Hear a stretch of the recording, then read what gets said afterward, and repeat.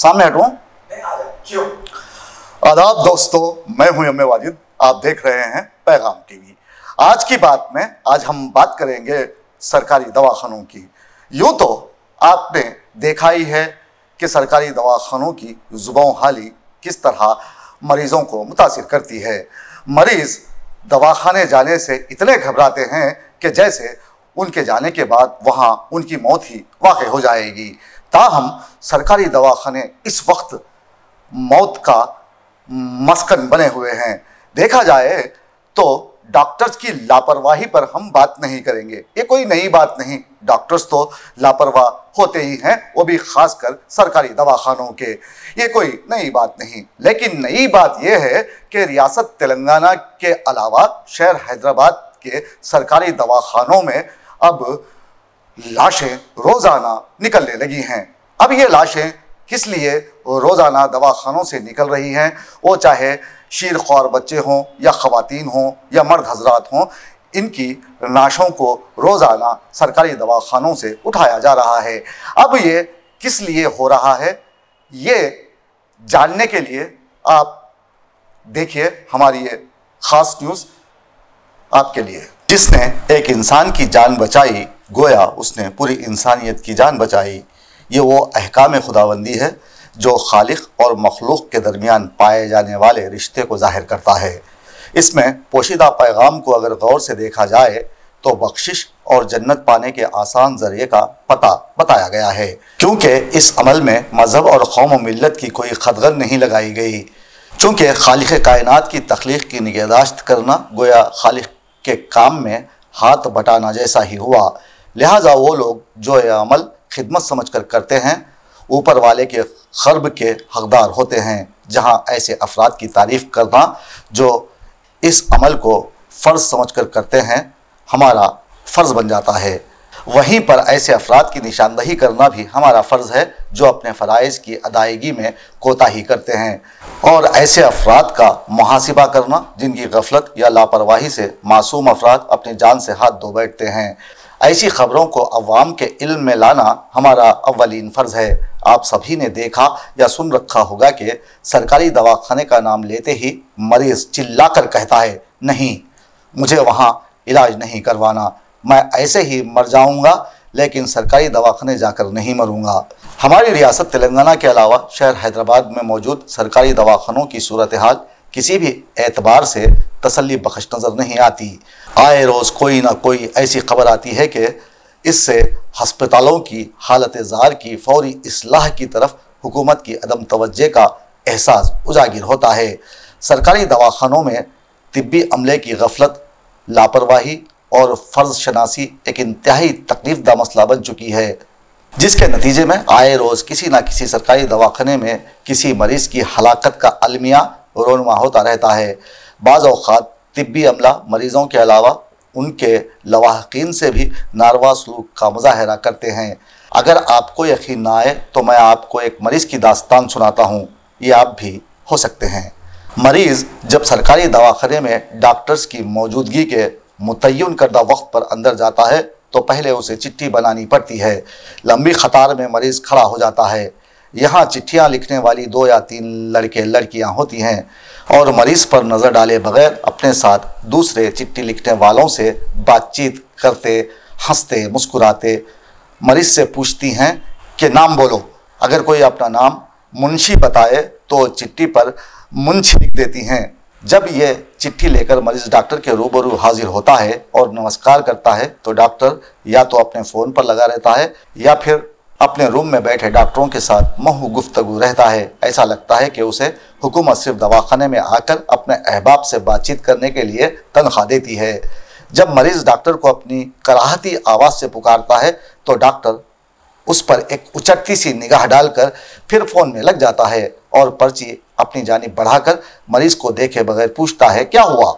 मरीज़ तफसील से अपनी बीमारी बता रहा होता है और डॉक्टर का कलम पर्ची पर चलता रहता है। फिर एकाएक डॉक्टर वो पर्ची मरीज़ के हाथ में थमा देता है और एकदम उठकर खड़ा हो जाता है और फिर बाहर निकल जाता है। अब वो वापस कब आएगा कोई नहीं जानता। सरकारी दवाखानों में डॉक्टरों की हालत बिल्कुल ऐसी ही होती है। जब तक मरीज दवाई हासिल कर लेता है तब तक उसको अपने जिंदा रहने की कोई उम्मीद नजर नहीं आती। अब दवाखाने में जो शरीक होने वाले मरीज हैं उनकी हालत तो जानवरों से बदतर होती है।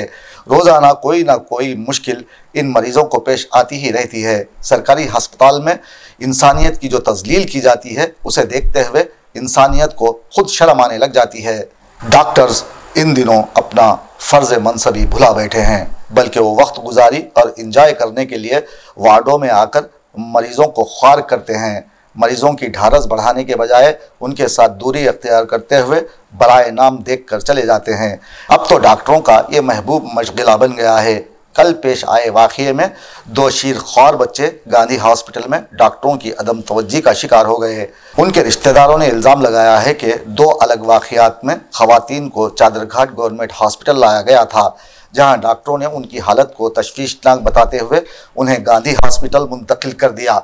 2 अलग वाक़यात में ख़वातीन को चादरघाट गवर्नमेंट हॉस्पिटल लाया गया था, जहां डॉक्टरों ने उनकी हालत को तशवीशनाक बताते हुए उन्हें गांधी हॉस्पिटल मुंतकिल कर दिया। दौरान इलाज 2 शीरख्वार बच्चों की शदीद बीमारी की वजह से मौत वाक़ हो गई।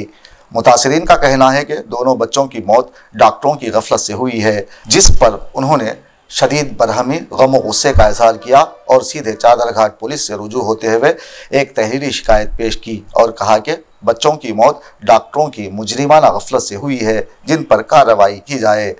दूसरी जानिब जब दवाखाने के सुपरिटेंडेंट त्रिलोक से रब्ता किया गया तो उन्होंने बताया कि मुतासरीन जो कि मलकपेट के सरकारी दवाखाने पर एहतजाज कर रहे हैं वो सरे से गलत है, क्योंकि इन दोनों केसेस में डॉक्टरों की जानिब से कोई गफलत नहीं बरती गई। दोनों ख़वातीन में एक के दिल की धड़कन मुतासिर थी तो दूसरी खातून को पहले ही हाइपोथायराइज्म था, जिनकी हालत को देखते हुए उन्हें गांधी हॉस्पिटल मुंतकिल कर दिया गया। अब यहाँ सवाल ये पैदा होता है कि आया मुतासिरा ख़ानदान ऐसे ही एहतजाज करने सड़कों पर आ गए?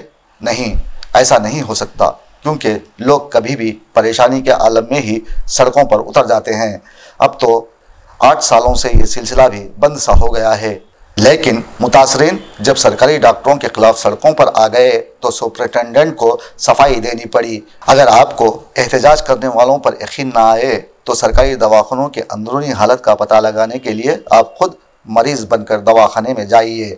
आपको पता चलेगा कि वहाँ मरीजों के साथ कैसा बेरहमाना सलूक किया जाता है। जब इस वाक़ये की खबर आम हुई तो कांग्रेस पार्टी कायद रेवंत रेड्डी ने अपना बयान जारी करते हुए इसे बदतरीन और दिल दहला देने वाला वाक़या करार दिया और हुकूमत पर इल्ज़ाम लगाया कि हैदराबाद में मल्टी स्पेशलिटी अस्पताल बनाने पर फ़ख्र करने वाली हुकूमत छोटे बच्चों को तिब्बी इमदाद पहुँचाने में अक्सर नाकाम हो गई है। BRS हुकूमत शीरख्वार बच्चों को बचाने के काबिल दवाखाना नहीं बना सकी, जिसे देखते हुए कहना पड़ रहा है कि हुकूमत के कौल व फ़ेल में तज़ाद है। अवाम सरकारी दवाखानों में क़दम रखने से घबराने लगे हैं। कांग्रेसी कायद ने मजीद कहा कि 4 माह के मुख्तसर से वक्फे में ये चौथा मामला है। ऐसे में हुकूमत को इस वाक़ये की जिम्मेदारी अपने सर लेते हुए गरीब और मुतासिरा ख़ानदानों को 1-1 करोड़ रुपया मुआवजा दिया जाए, या फिर वजीर सेहत हरीश राव इस वाक़ये की जिम्मेदारी अपने सर लेते हुए फौरी अपना इस्तीफ़ा पेश कर दें। ये तो थी सरकारी दवाखाने से लेकर सियासी मैदान तक होने वाली बातें। यहाँ ज़रूरत इस बात की है कि जो भी डॉक्टर्स लापरवाही में मुलविस हैं उनका मुहासिबा करते हुए उन्हें सज़ा दी जानी चाहिए, जिनकी वजह से 2 बच्चों की जान गई है। हम ये नहीं कहते कि तमाम अमला ही खुद गर्ज या लापरवाह होता है, बल्कि कई खुदा तरस लोग भी हैं और अच्छे डॉक्टर के अलावा अमला भी है, मगर चंद खुद गर्ज डॉक्टरों की वजह से ये पेशा बदनाम है। लिहाजा ऐसे अफराद पर कार्रवाई ज़रूरी है ताकि आइंदा ऐसे वाक़यात रोनुमा ना हों। आखिर में मैं यही कहूँगा कि अगर मेडिकल के अमले को मेडिकल की कुतुब के अलावा इंसानियत की कुतुब भी पढ़ने को दी जाएँ तो शायद हमारे सरकारी दवाखानों की हालत सुधर जाए। नहीं तो फिर लोग ये शेर कहने पर मजबूर हो जाएंगे कि मरीज़ों बच के ही रहना किसी भी ख़तरे से, मरीज़ों बच के ही रहना किसी भी ख़तरे से। ये डॉक्टर हमें मोहल्लिक दिखाई देते हैं।